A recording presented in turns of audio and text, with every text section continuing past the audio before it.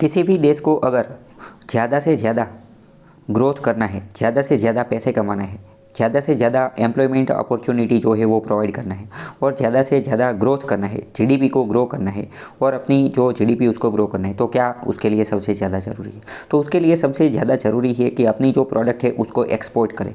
क्योंकि जब कोई भी कंट्री जो है वो अपना एक्सपोर्ट जो है वो इंक्रीज़ करती है तो क्या होता है, एक्सपोर्ट इंक्रीज़ करने पर जो उसका फॉरेन एक्सचेंज जो है वह बढ़ता है। और अगर कोई भी चीज़ का एक्सपोर्ट बढ़ता है, इसका मतलब यह भी होता है कि कोई चीज़ अगर एक्सपोर्ट हो रही है तो मतलब कि उसकी क्वालिटी जो है वो एक नंबर है, बढ़िया है।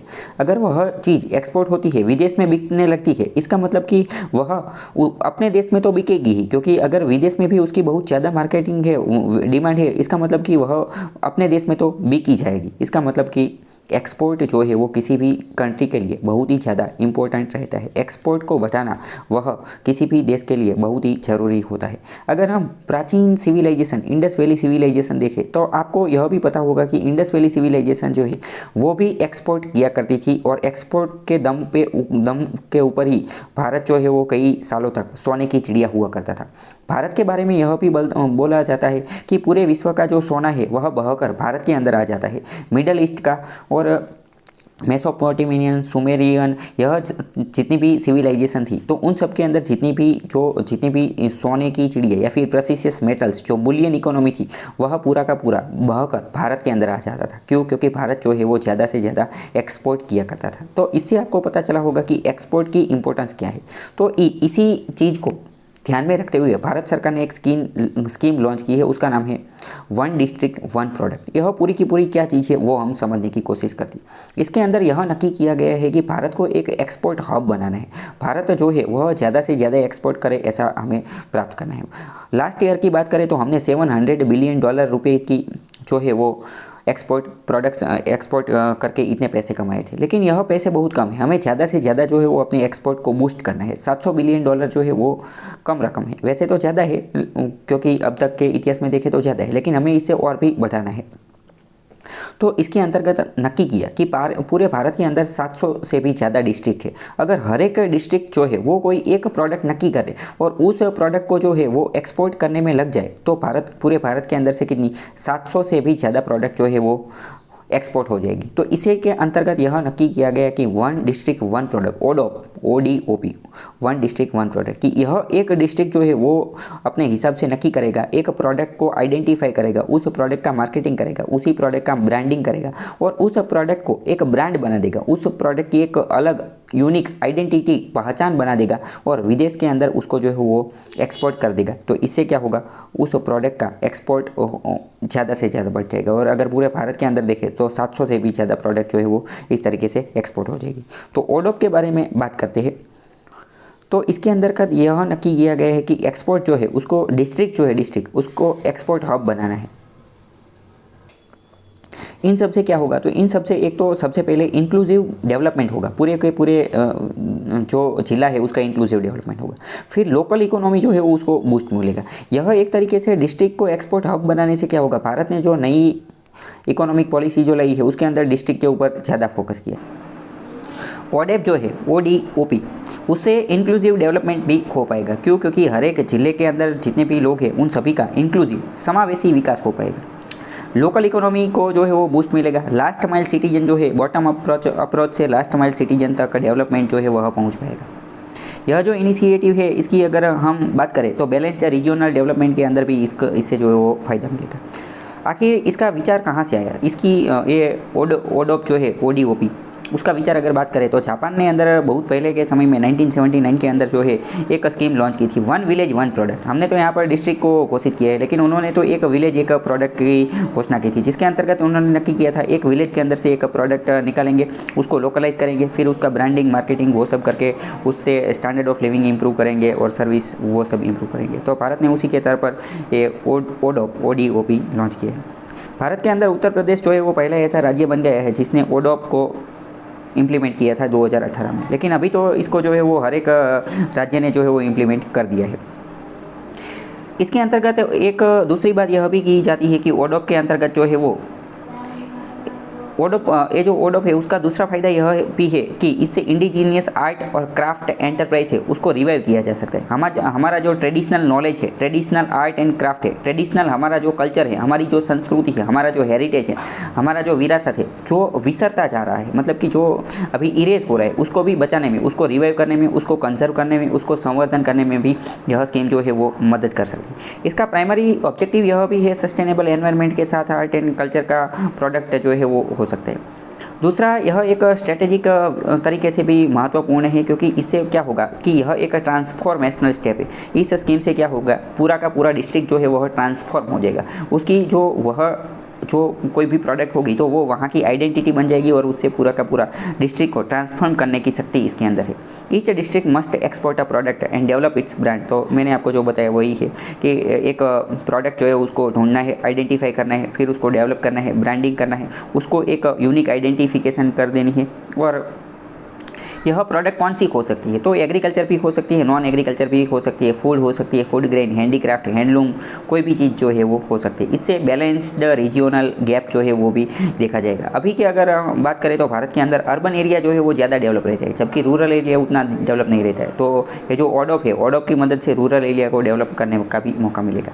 फिर ये जो सोशियो इकोनॉमिक डेवलपमेंट है वो भी हो पाएगा। लोकल ट्रेडिशनल स्किल है उसको रिवाइव कर, हमारी जो लोकल ट्रेडिशनल स्किल है उसको हम मोनेटाइज कर पाएंगे, उसको हम प्रॉफिट मेकिंग वेंचर के अंदर कन्वर्ट कर पाएंगे।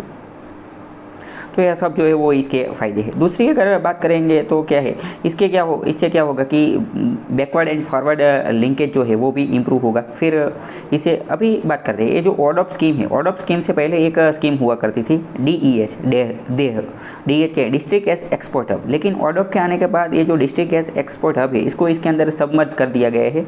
और ये जो डिस्ट्रिक्ट एज एक्सपोर्ट हब है इसके अंदर दो चीज़ हुआ करती थी। ये जो डिस्ट्रिक्ट एज एक्सपोर्ट हब है ये DGFT, directorate general of foreign trade के द्वारा चलाई जाती थी। ये जो देह है DEH, district as export hub, इसकी और भी सब्सिडरी है। इसके अंदर दो चीज़ काम करती है। एक तो होता है स्टेट एक्सपोर्ट प्रमोशन कमेटी, राज्य के अंदर एक कमेटी बनाई जाती है। यह कमेटी क्या काम करती है, राज्य के अंदर जितनी भी एक्सपोर्ट होती है उसको प्रमोट करने का काम करती है। और एक दूसरी कमेटी होती है DEPC, district export promotion committee, जो डिस्ट्रिक्ट के अंदर जितनी भी प्रोडक्ट रहती है उन सबको प्रमोट करने का काम करती है। तो अभी ये ओडोप के अंदर भी यही बनाया जाता है।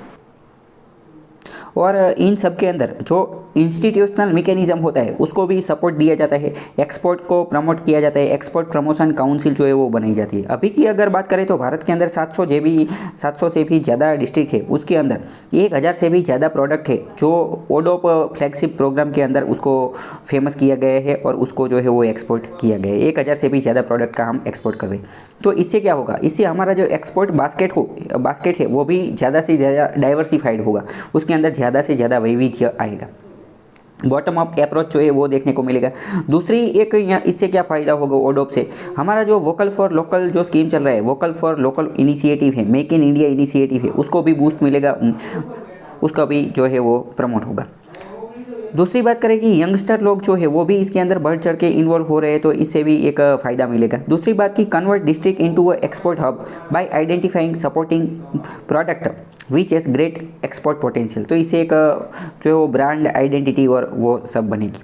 अभी समझते हैं कि ओडोप इनिशिएटिव एंड रूरल क्राफ्ट, ग्राम्य विस्तार के अंदर जो क्राफ्ट होती है, हैंडीक्राफ्ट होती है या फिर और कोई भी क्राफ्ट होती है, मेटल की भी क्राफ्ट बनाई जाती है। क्राफ्ट इंडस्ट्री जो है पूरी क्राफ्ट इंडस्ट्री को क्रिएटिव इकोनॉमी भी बोला जाता है, क्रिएटिव इकोनॉमी, क्योंकि इसके अंदर जो क्रिएटिव चीज़ बनाई जाती है तो उससे ये ओडोप से क्राफ्ट की पूरी craft economy, craft creative economy, उससे उसको बूस्ट मिलेगा। रूरल एरिया का एम्पावरमेंट होगा, ग्राम्य विस्तार के अंदर लोगों को जो एम्प्लॉयमेंट, लाइवलीहुड वो सब मिल पाएगा। और ये जो क्राफ्ट है और ये जो ओडोप इनिशिएटिव है उससे क्या होगा, इससे एक दूसरा टूरिज़्म को भी बूस्ट मिलेगा।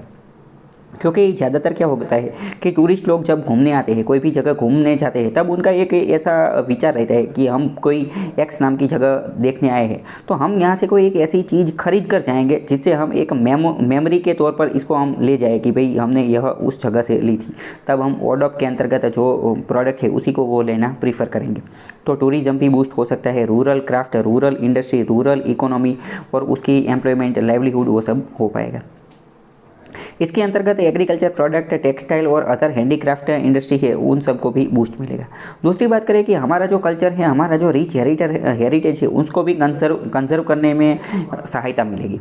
हमारी जो ट्रेडिशनल और इंडिजीनियस इंडस्ट्री है, जो अभी लुप्त होने की कगार पर है, तो उसको हार्नेस करने में भी फ़ायदा मिलेगा। इससे क्या होगा कि जो क्राफ्ट और वो सब है, उसका जो प्रोडक्शन, प्रोडक्टिविटी, इनकम, प्रिजर्वेशन, ये सब जो है वो ऑप्टिमाइज़ किया जाएगा, उसको हार्नेस कर सकते हैं, उसको जो है वो ज़्यादा से ज़्यादा बढ़ा सकते हैं। लोकल क्राफ्ट के अंतर्गत बात करें तो प्रोडक्ट की क्वालिटी, स्किल डेवलपमेंट, यह सब भी अपग्रेड हो जाएगा। प्रोडक्ट का इंडिजीनियस आर्ट एंड क्राफ्ट जो है वो प्रमोट किया जाएगा। फिर प्रिजर्व ट्रेडिशनल नॉलेज जो है उसको भी हम प्रिजर्व कर सकते हैं। तीसरी बात करें कि भाई टू सपोर्ट आर्टिसन, इससे क्या होगा कि आर्टिजन लोग जो है, आर्टिजन लोग अभी लाइवलीहुड के लिए तरस जाते हैं, उसको काम धंधा मिलता नहीं है, तो उसको भी सपोर्ट किया जाएगा। फिर क्राफ्टमैन है, उनको भी सपोर्ट किया जाएगा, उनकी लाइवलीहुड, एम्प्लॉयमेबिलिटी है, उसको भी सपोर्ट किया जाएगा। एक्सपोर्ट को बूस्ट किया जाएगा, वोकल फॉर लोकल को बूस्ट किया जाएगा। बैलेंस्ड रीजनल डेवलपमेंट जो है वो हो पाएगा। फिर बात करें कि ओडोप के अंदर कौन कौन सी अभी प्रोडक्ट जो है वो आती है, यहाँ पर कुछ एग्जांपल दिए गए हैं, इससे भी ज़्यादा आती है। जैसे कि रोगन आर्ट, ये पेंटिंग का प्रकार है। फॉल पेंटिंग है, वारली पेंटिंग, वारली आर्ट जो है वो गुजरात और महाराष्ट्र के अंदर देखी जाती है। लेस आर्ट या फिर इसे लाख भी बोला जाता है। लाख जो एक नेचुरल ट्री होता है उसके अंदर से बनाया जाता है। लाक्षागृह का नाम आपने सुना होगा। लाक्षागृह महाभारत के अंदर जो बनाया गया था, ये लाख के अंदर से ही बनाया गया था। फिर कठपुतली पेंटिंग, चित्रकार पेंटिंग, फाड़ पेंटिंग, मिथिला पेंटिंग जो बिहार के अंदर, जो दरभंगा डिस्ट्रिक्ट के अंदर जो है वो। फैब्रिक पेंटिंग, फैब्रिक मतलब जो कापड़ के ऊपर जो बनाई जाती है वो पेंटिंग। तांजोर पेंटिंग तमिलनाडु तेलंगाना में जो होती है। सूजनी, सांजी, पट्टचित्रा जो ओडिशा में होती है वो। बैम्बू क्राफ्ट, कौन बाकी यहाँ पर जो भी लिखी है वो आप देख सकते हैं। तो मतलब कि बहुत सारी प्रोडक्ट जो है वो इसके अंदर दिखाई जाती है। कच्छ की एम्ब्रॉयडरी जो है वो इसका यहाँ पर अलग से मेंशन किया गया है। दूसरी अगर बात करते हैं तो ओडोप के अंतर्गत एक दूसरा कार्य भी किया गया है। ओडोप जो है उसको ई गवर्नेंस या फिर ई कॉमर्स के साथ भी जोड़ा दिया गया है। मतलब कि ओडोप के अंदर जितनी भी प्रोडक्ट है उसको ऑनलाइन भी सेल कर सकते हैं, डिजिटली भी सेल कर सकते हैं। ओडोप जेम बाज़ार बनाया गया है, ODOP GEM बाज़ार। जेम बाज़ार क्या है? गवर्नमेंट ई मार्केट प्लेस के अंदर उसका एक बाज़ार बनाया गया है। उसके अंतर्गत ओडोप के अंदर जितनी भी प्रोडक्ट है उन सब का सेल किया जाएगा। उन सब की बाइंग, सेलिंग, मार्केटिंग, प्रोक्योरमेंट और ब्रांडिंग, मार्केटिंग, यह सब किया जाता है। Creation of on e market place, ODOP e mart, artisan. ये जो ओडोप ई मार्ट है उसके अंदर क्या होगा, आर्टिसन जो है वो अपनी प्रोडक्ट को वहाँ पर लिस्ट कर सकता है और वहाँ पर उसको सेल कर सकता है ई कॉमर्स प्लेटफॉर्म के ऊपर। इससे उसको इंटरनेशनल मार्केट मिलेगा, ज़्यादा से ज़्यादा मार्केट रीच जो है वो मिलेगी। उसकी विजिबिलिटी जो है वो इम्प्रूव होगी। ऑर्गेनाइज्ड मार्केटिंग कर पाएगा। ऑनलाइन के अंदर जो प्रोडक्ट है तो प्रोडक्ट को अच्छे से ऑर्गेनाइज, अच्छी तरीके से उसकी जो गोठवणी है वो कर पाएगा। Equity, quality packaging, international collaboration, यह सब की उसको सहायता मिलेगी। दूसरी बात करते हैं कि ओडोप प्रॉस्पेक्ट एंड बेनिफिट। अभी यहाँ पर हमने जो बात की वो वही सब यहाँ पर लिखा हुआ है कि इससे क्या फ़ायदा होगा, कि भाई लोकल कम्युनिटी को क्या फ़ायदा होगा, उसका डेवलपमेंट होगा। तो वो हमने जो बात की वही यहाँ पर लिखा हुआ है, आप एक बार पॉज करके देख लेना।